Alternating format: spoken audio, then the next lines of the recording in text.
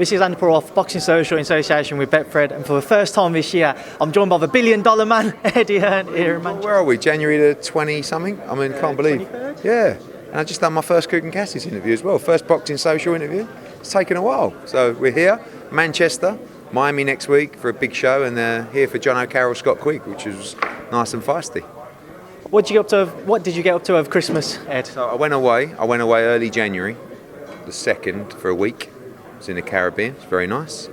Just nice to relax a little bit. I had such a mad end to the year with obviously Saudi, with Jacobs against Chavez, and I was pretty fucked, to be honest with you. Like it was a long year, a lot of travelling, and went away. It was beautiful. I had some nice time with the family. I was actually in New York yesterday and the day before for 2 days, just planning the schedule really. I think now is the sort of time where everything's falling into place. Fighters are coming back into camp. Some of them who wanted to box in February or March now want to box in April or May because they ate a little bit too much over Christmas. And of course the heavyweight mix as well, which we're right in the middle of and sorting out, our 3 priorities, which is Usyk, Chisora, Dillian Whyte, and AJ, of course, against Pulev, and finding out, slotting in when they're going to be. And I think the next sort of 10 days is all about, it's really all about who's fighting when, and making sure that we put the schedule together that we need to do, and the fights together that we need to do as well. We'll come on to those in a while, but obviously we're here in Manchester. Scott Quigg versus John O'Carroll. Talked about that one, Eddie. I know he was originally supposed to be in Saudi, but we're here and it's finally happening. I just love the fight. I loved the fight when I put it together in Saudi. I was gutted when it fell through. Scott Quigg had a recurrence of his elbow injury. Jono said he thought he bottled the fight. I know Scott Quigg well. He ain't bottled no fights. But I just, style-wise, sometimes you make a fight where you think that's a great fight, and John O'Carroll against Scott Quigg is just a brilliant fight, and it's a fight that both of the guys must win. Similar positions, Tevin Farmer beat John O'Carroll for the world title. Scott Quigg, former world champion, tried to unify against Frampton. Both won a shot at the world title, and they can only do that by winning fights like this. Why I love this fight is there's so many. It's not even fighters. So many advisors or managers just wait, right? And sometimes you've got to go out and make a statement to get a fight. I said to Scott Quigg, right now, you're not on the radar for a shot at the world title. Jono, you've had a world title shot, but right now you've had your shot. So the only way you put yourself in position, the only way you get the fans to say, I want Scott Quigg to fight for a world title, I want John O'Carroll, is to take fights like this against each other, come out and make a statement. Both got an amazing opportunity. They're headlining at Manchester Arena. And, I just feel that it's a great fight, and one that personally I wanted to make. And the winner will go on and probably change for a world title, and the loser will either retire or will drop down to domestic level or European level, and that's what is all to play for in this fight. Let's work out through the card before we move on to the other stuff. Obviously Hughie Fury returning. Yeah. What are your plans for him this year, and who should we expect to see him in on March 7th? I think you're going to see him in with an opponent similar to his Monaco fight that fell through. I turned up in Monaco, and Peter Fury came to me and said, Hughie's really sick, like he's got a virus. I'm hoping that he'll be all right for Saturday. He actually had to pull out on the Saturday morning. He just didn't recover. Hughie Fury has taken a lot of very tough fights very quickly. If you look at his age now, he's boxed Joseph Parker, he's boxed Kubrat Pulev in Bulgaria, he boxed Alexander Povetkin. So for me, I want to just get him into that position where the next chance that comes, he's 100% ready for. He talks about that he wasn't able to throw both hands. He had a long-term hand injury that's now sorted. Let's see if that makes a difference. For me, one thing he's got to do is probably be a bit more exciting. I think that today, having a winning record and winning is great. To become a star, you've got to entertain. And Hughie Fury, if he can entertain, if he can throw more shots, if he can be exciting, has a big future in the sport as a star, and not just a guy who is awkward and tricky and can outfox you. You know what I mean? So I'm looking forward to seeing him actually letting his hands go on March the 7th and moving in towards big fights. I can put him in a big fight tomorrow. Hergovic, Gassiev, Parker, like rematch, like all these different kind of fights. But for me, he has to put a performance together that is exciting and look good, and I think hopefully he does that on March the 7th. We've got finalising right now, and mainly last night, the final eliminator as such for the number 1 position between Zach Parker and Rohan Murdoch from Australia.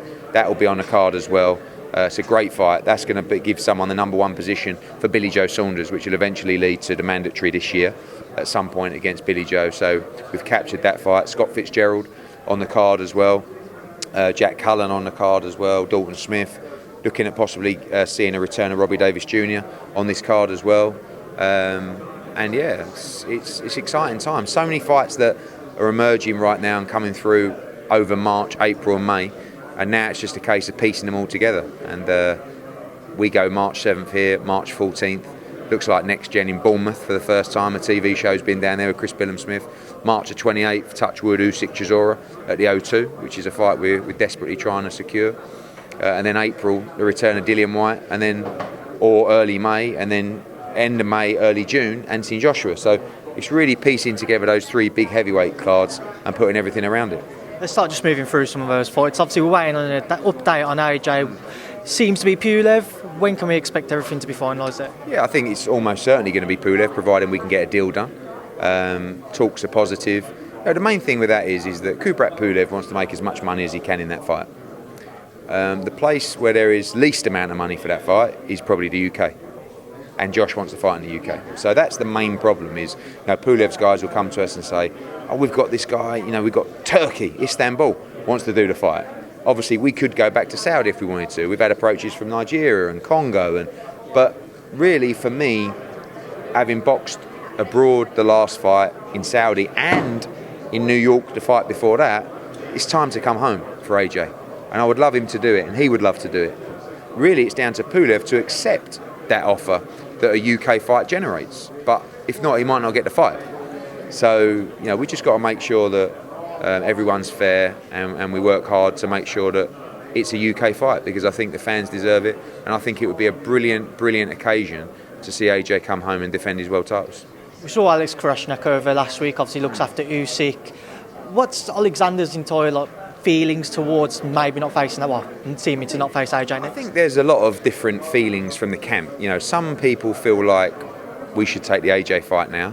Some people probably feel like you probably need another fight at heavyweight. I think Usyk quite fancies the AJ fight now. Chronologically, the IBF are first. We've established that. The mandatory was called a long time before the WBO was called. And we've mapped out a plan for Alexander Usyk, which is Derek Chisora and then Anthony Joshua. He's happy with that.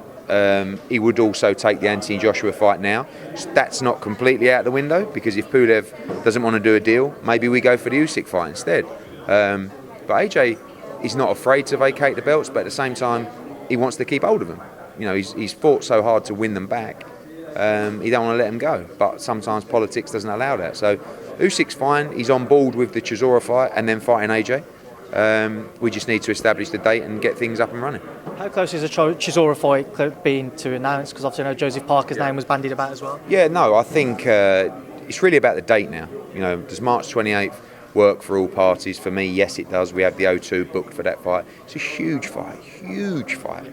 And that's what we're gearing towards. I think end of next week you'll see announcements for, hopefully, Chisora Usyk. Still got things to tie up, but that's where we're all heading.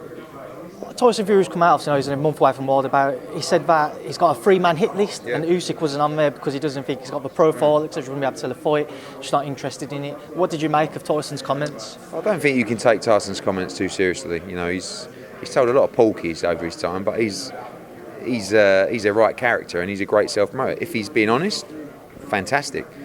For me, forget even being a promoter, just as a fan, I want to see Fury Joshua badly, and AJ wants that fight. I know Fury would take that fight. Fury's not afraid to take any fights, and he just wants to make as much money as possible. Of course, we all know Joshua against Fury is huge, and we'll see what happens February 22nd. See who wins. Hopefully Fury wins that fight, and then we just make AJ against Fury. If it's Wilder, same rules apply. Still want to do that as well. What's the latest with Andy Ruiz Jr. and Dillian Whyte? Obviously, I know you're in talks there. When can we expect an update? So we made Andy Ruiz an offer to do the fight in the UK. He didn't feel like it was enough money. So we went back and had a meeting with DAZN. DAZN loved that fight in the US. So for us now, it's a situation of we'd love to do that in the US. And we're talking to Dillian Whyte. Ruiz is very interested. For me, I think the next fight for Dillian Whyte will probably be Alexander Povetkin in the UK in April. If not, maybe we go straight into the Ruiz fight. And listen, maybe we do Povetkin then Ruiz. You know, Dillian Whyte's not afraid to take. I mean, that's a tough year again for Dillian Whyte, and ultimately the aim is to make sure that the winner of Wilder Fury 3, if it happens, signs a bit of paper to say the winner must fight Dillian Whyte. But he's continuously risking it all in these big fights, and it's going to be interesting to see Dillian Whyte's schedule, and we have big plans. Something you just mentioned there, the possibility of Wilder Fury 3, if that does happen. You know, I know you've come out and said you want to make that AJ Wilder fight, try and make it undisputed, provided all the belts are still together. How come you decided to do that, knowing that the Wilder Fury 3 fight seems to be lined up? Because it's no guarantee that Wilder Fury 3 will happen. You know, one thing that's changed now about these whole negotiations is we have a huge amount of money ready to go from a site that want to stage this fight. Okay, so we've already offered the guys 60-40. We've given up on that. You know, we feel that's still the right split. It's going to have to be 50-50 to get this deal done, subject to AJ agreeing, which I believe he will. So we will go to the winner of that fight and say, look, we don't know your contractual situation. All we're saying is if that third fight waits, we're ready to go, and we will agree to that fight. I mean, we'd agree to that fight now, you know, but let them have their fight, see what happens, and you know, if not, the priority for AJ is to fight the winner of that fight, 100%. But we also have Usyk, which he wants to fight, and he will fight. But of course, the priority is that fight. I don't think we can sit here today and say to you, yeah, the Fury Wilder winner's fighting AJ in the back half of 2020. But that is absolutely the intention, and if it's possible, we will do it. Also, word on Ruiz Jr. splitting with Manny Robles come out today. What was your thoughts on that? I was a bit disappointed, really. I mean, I think Manny Robles is a great trainer. I think those two achieved a great deal together. I mean, of course, they had a night which will go down in heavyweight history forever. But you don't know what goes on behind the scenes. I don't think Manny was probably best pleased with... people talk about Ruiz's preparation. I doubt Ruiz's preparation was that bad. It was probably before the preparation that was the bad stuff, you know. And AJ made the same mistakes before the Ruiz fight with his prep, you know, probably had too many late nights. For him, AJ, it's not really partying. It's more the commercial side and burning himself out. And I think, looking back, he probably feels the same way on that as well. So I think Manny Robles is a great coach. I have a huge amount of time and respect for Andy Ruiz. I think he's a great guy, and I wish him all the best. One thing which I did want to ask, I know there's a lot of venues and etc. being floated about at the minute for possible fights. Our sources have told us May 23rd that Emirates has been booked for a fight, obviously. Anything you can fill us in on, anything you know of? These sources are great. You know, I see a lot of sources at the moment getting everything wrong. Our sources this time? Yeah, your sources are wrong, but what your sources may have heard, which is correct, is that Emirates is definitely in the running for an AJ fight. May 23rd is one of the dates that is, I believe, has been offered by the Emirates. That date actually doesn't work great for us, and I don't think it will be that date. I think more realistically, you're looking at May 30th or particularly June 6th. Emirates is in play, Spurs is in play, Olympic Stadium's in play. We've inquired into Twickenham as well. Millennium Stadium are in discussions as well. That's from the UK side. Again, it's going to take Pulev to accept a deal and everyone to be happy, but that is our priority. Just to move away from the heavyweights and on to the light heavyweights, what's the latest with Lawrence Collier and Glavatsky? Cruiserweight. No, Cruiserweight, sorry, not live. But very close now on the negotiations. So we have a deal pretty much in place with Glowacki. Need to make sure Lawrence is happy with his deal as well. But that's going to be the fight. You know, definitely Lawrence Okoli, he has to fight for the world cruiserweight title. He's been mandated. He has a shot to become world champion, and it's a 50-50 fight. In that position, you have to do it. And he's ready. You know, he's training with Shane McGuigan, waiting for the date, end of March, early April. That'll be the date. And that's another one of the fights that sits alongside Luke Campbell against Javier Fortuna, Katie Taylor against Amanda Serrano. These are all fights that are on the verge of being completed that need to be slotted in the end of March, April schedule. And that's really the plan over the next few days. I want you to move on to the light heavyweight and ask about the IBF title situation. Obviously, Artur Beterbiev holds that. Maybe looking to vacate, supposed to be facing Fan Long Meng. Where exactly does the IBF title stand, especially with Joshua Buatsi's name being... So unfortunately, he's not vacating. So what happened was the Chinese won a purse bid and they paid a deposit of 10%, which was $190,000. And then Beterbiev said, I'm not going to China. So you have another deposit that's due 7 days after. So they didn't send the money because Beterbiev said he's not going, right? unfortunately, that's not within the IBF rules, and they should have sent the money. But they lose their 190 grand that they stuck in, and that gets distributed to the fighters, which is quite a nice little idea. So Top Rank then win the bid via default at 1.3 million, and I believe they're going to hold the fight in Canada now. So that's what Top Rank will be doing.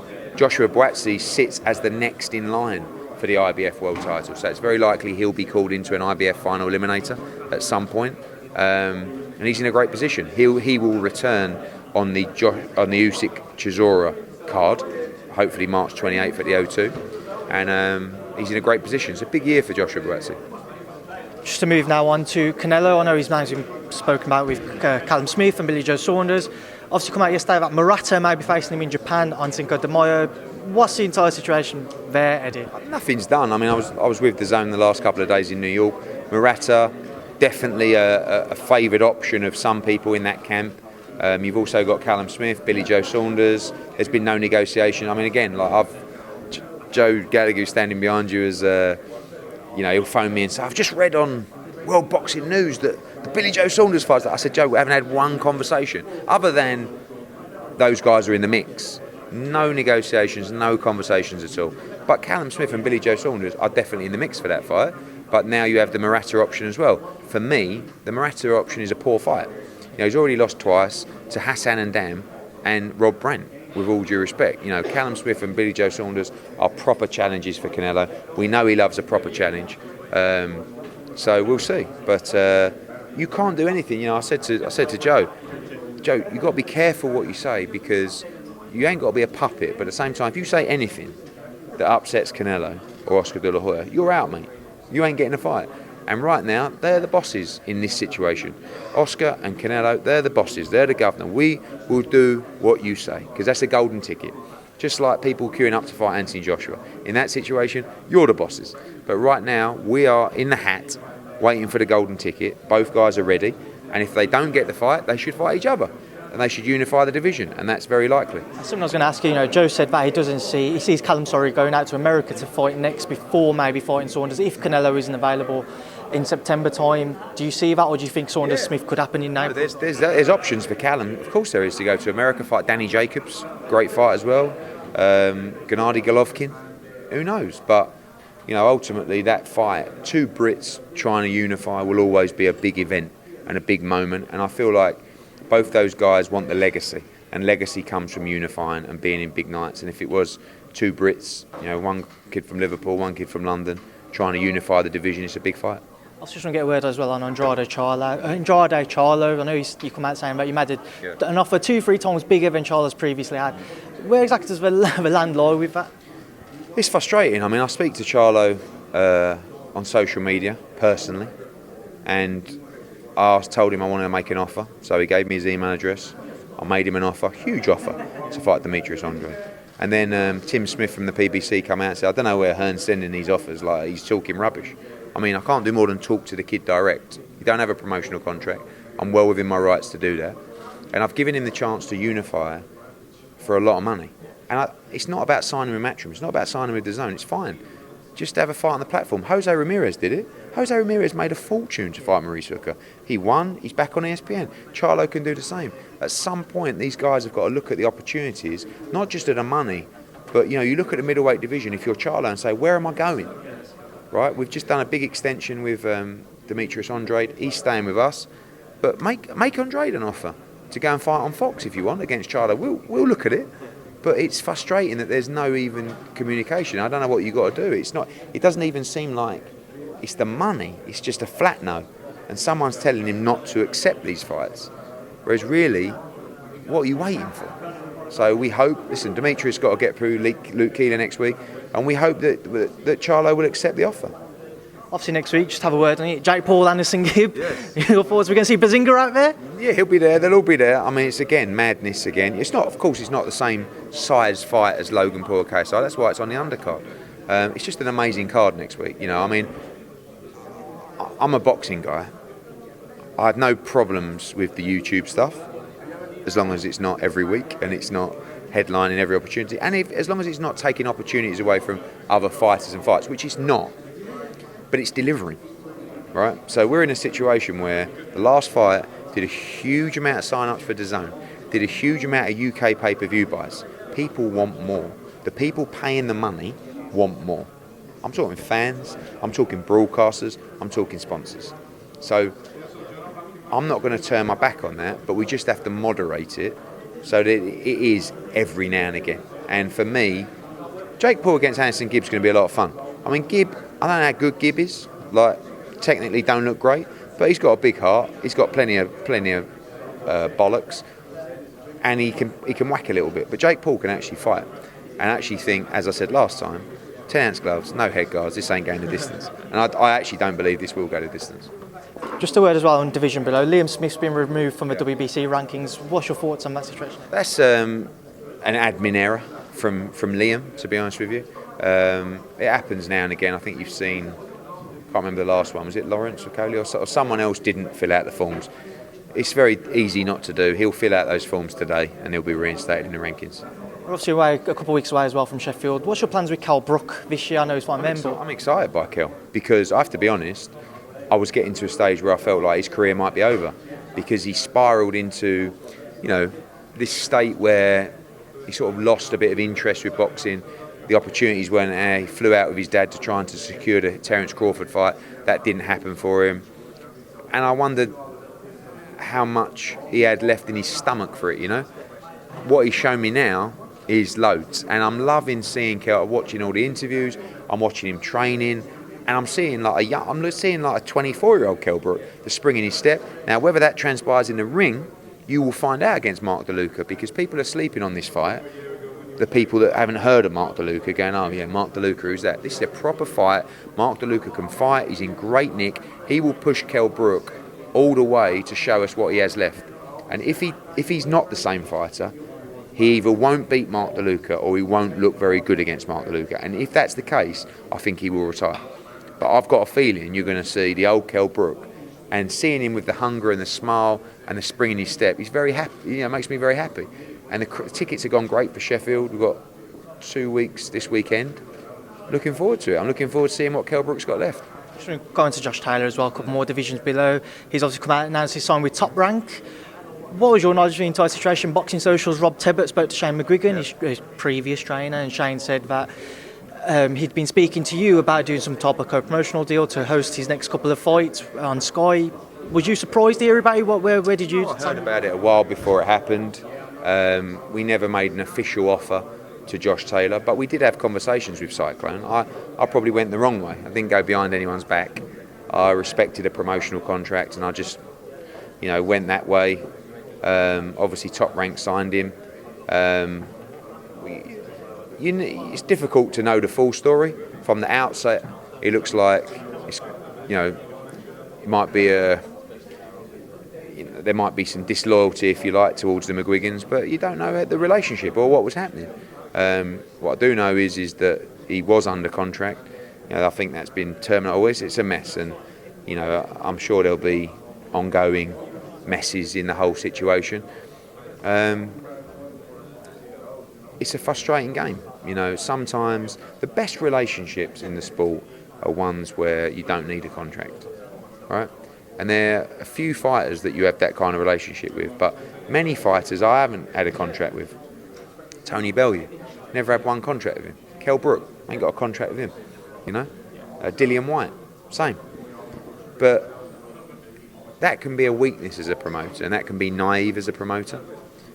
But it's a great relationship to have, as long as you've got that trust in that person, It ain't very nice ever looking over your shoulder wondering if someone might be talking. And by the way, you live in a sport where everyone's at it.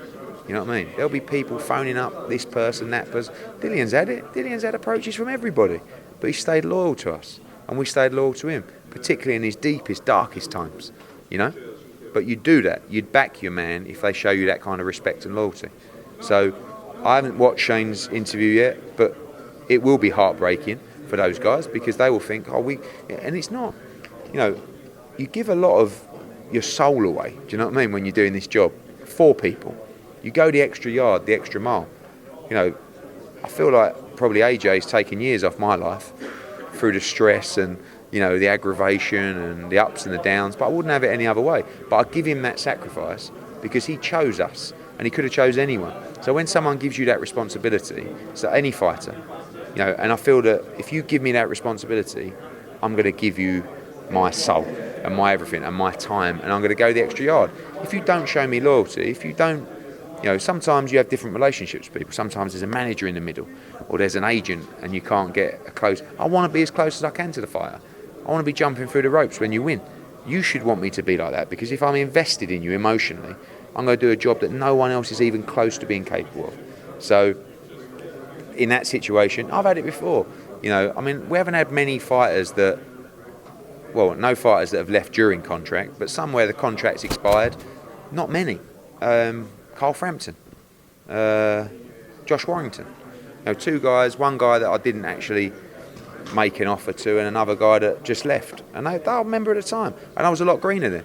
I was gutted, kicking the nuts, real kicking the nuts. Especially Josh Warrington, because I'd really built him from nothing with Steve Wood to selling out these arenas. Carl Frampton, we only done it once. But, you know, it's boxing, it's life, isn't it? Some people have more loyalty than others, and some people take it. Also, it's a dangerous sport. You have to take the great opportunities that are in front of you. But for me, I always feel that in that situation, you'd be better served to go to the people that have given you their time and say, listen, this opportunity is presenting itself. I'm really sorry, but I have to take this for my family and my career. And it is a short sport, and you've got to get your money. Very quickly, because I know you're a busy man, you had your fight Chocolatito announced last week. Just talking about that one. That card, next week's card is unbelievable in Miami. You know, you got Andrade against Luke Keeler, you got Tevin Farmer against Jojo Diaz, unbelievable fight.